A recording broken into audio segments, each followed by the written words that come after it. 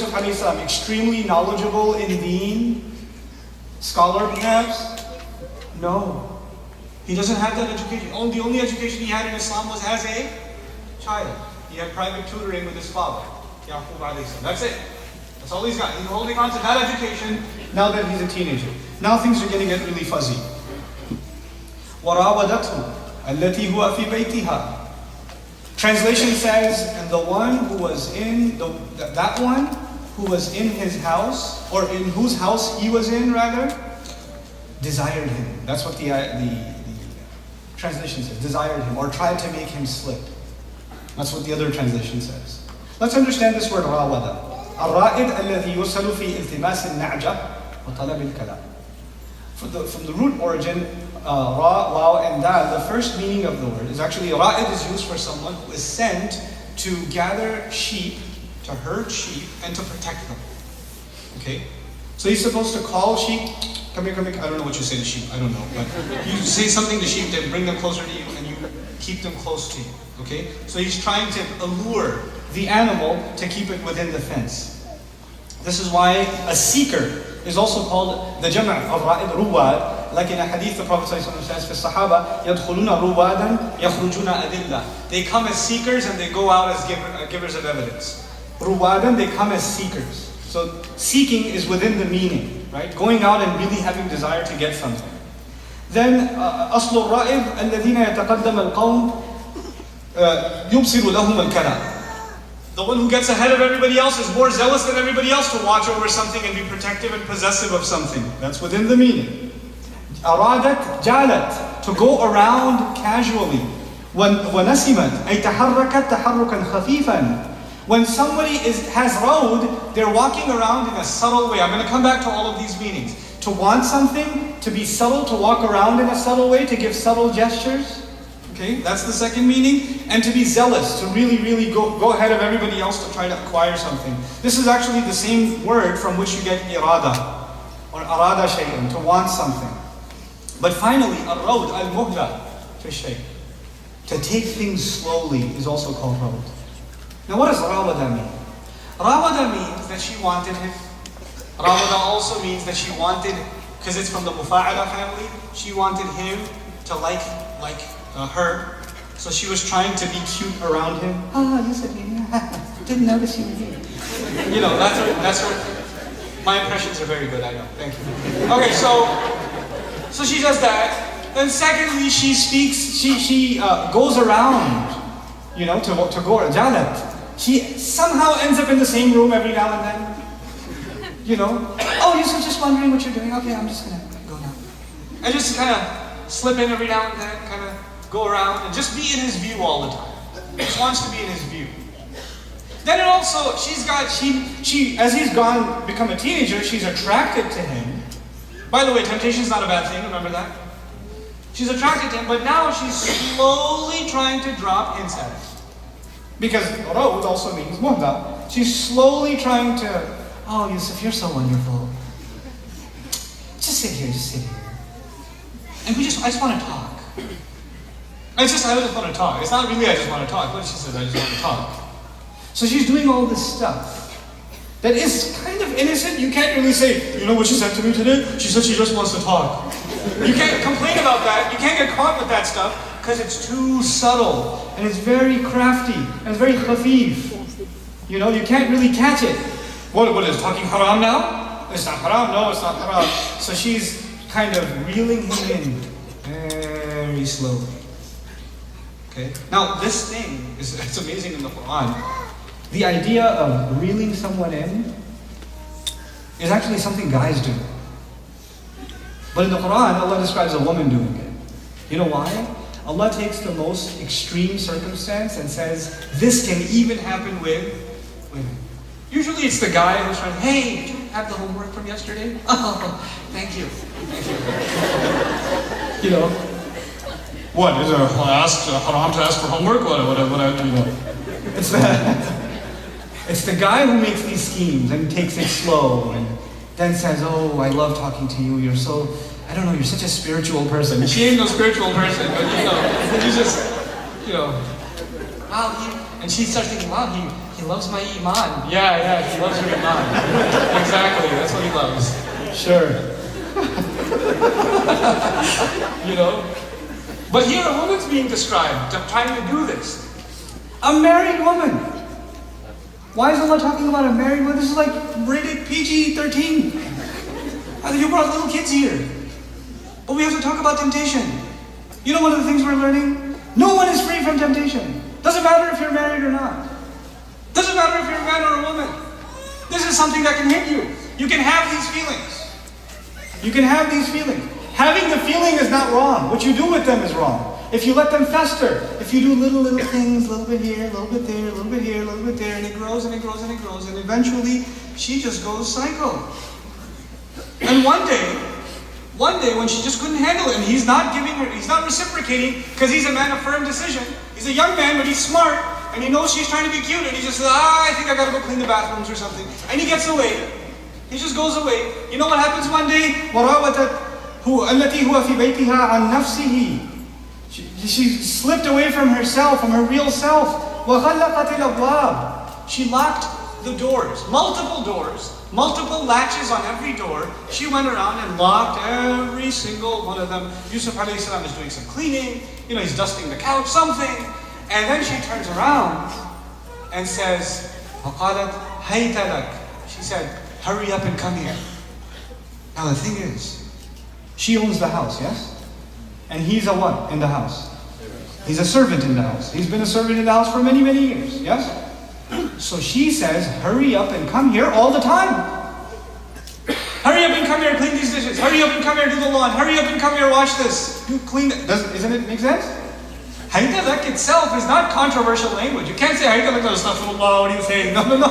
Hayta lak is completely normal language. Hurry up and come here. But this young man is smart, and Allah has taught him how to interpret speech. So he can tell the difference between hurry up and come here and hurry up and come here.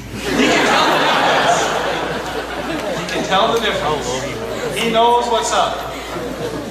Every other time in his life, when she says hurry up and come here, what does he do?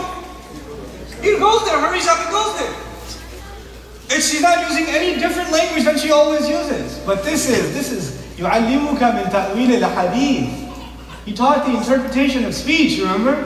And through him we're learning the interpretation of speech. So when somebody calls you or sends you a text message and says, hey, where are you having dinner? تعلم تأويل الحديث. Where are you having dinner? I'm not having dinner. Because you know where that's going. No, it was completely innocent. It was just about dinner. There's nothing. Where are you going after this program? Hey, a bunch of us are going to ice cream. You want to come? Oh, look, an invitation for ice cream. I love ice cream. That has nothing to do with anything. There are no strings attached. There's no intention behind this text message. Yes, there is, and you're not stupid. You know, but you play along, and you act dumb. This is why Rawadat to make him slip from his true self. She knows his self is mature. Now the other thing, Rawadat also makes someone slip. Let's understand that meaning. You see, Allah created the human being with there's a lot of volcanoes inside of us. There are lots of emotions inside of us. There's also this incredible mind that Allah has given us that can learn the truth. If it were not for this mind, we would not be appreciating the word of Allah. We would not be followers of Muhammad Rasulullah sallallahu alayhi wa sallam. That wouldn't happen if we weren't people of thought. We wouldn't understand our purpose in life if we didn't have this incredible mind. But we're not just robots who think. We also have very strong emotions. Anger is a very strong emotion. Jealousy is a very strong emotion. Temptations are very strong emotions. Desire for the opposite gender is a very strong emotion. Having feelings towards someone is not a joke. It can take over your mind. You can't think about anything else. All you think about is this person. And it's really easy now because now their pictures are all over Facebook and they don't even know, but you're a stalker.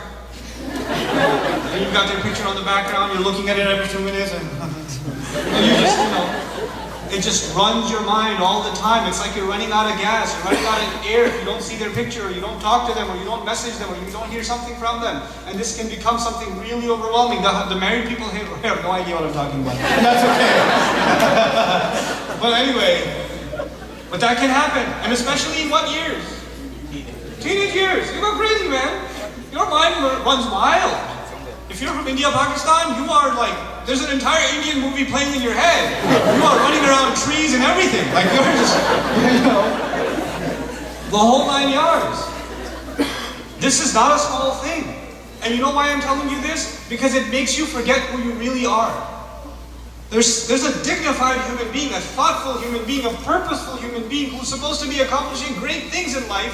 But when this one temptation takes you over, it takes you away from who you really are, and you just don't accomplish anything in life, and you're just this lost creature who's addicted like a drug to this person or to this desire. You're addicted to it, and it's taken away from all of your productivity, all of the goodness that you have. And when it gets really bad, it actually, not only is it a thought, it actually turns you into an animal. It just turns you into an animal.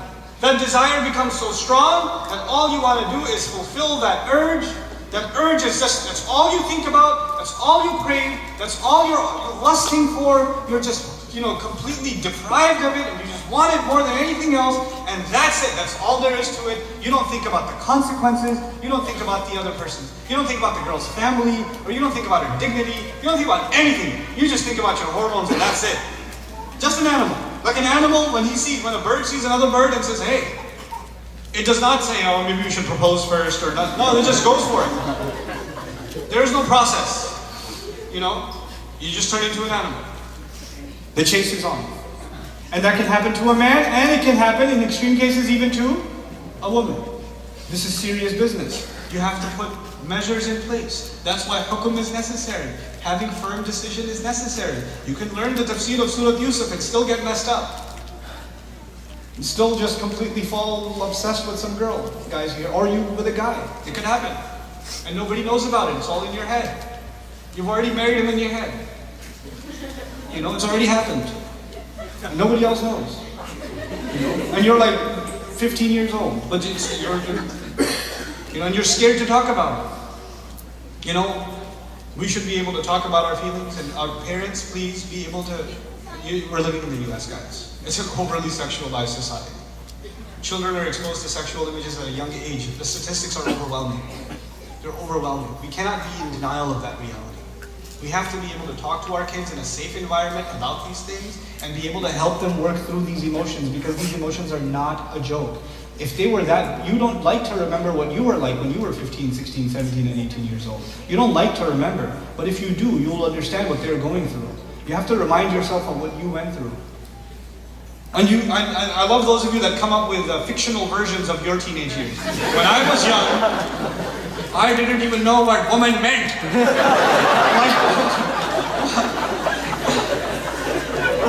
No, that's not true. That is not true. So you can't do that. You have to be realistic. And you have to be honest with yourself, and you have to be honest with your children, inshallah. May Allah help us, give us the strength to be able to do that. So she says, she says, come over here. Young man, beautiful woman, doors are all closed. You're supposed to do what she wants anyway. Nobody's going to find out. And you've reached the most intense hormonal age you'll ever reach. Yusuf alayhi salam is a man. He's not an angel. He's a man. He's a prophet, but he's a man. And then at that age, I tell you, if you've studied teen psychology, scary business. The scene is, if this was a scene in a movie, you'd have to, who's watching? You'd have to press pause and say, can we watch this?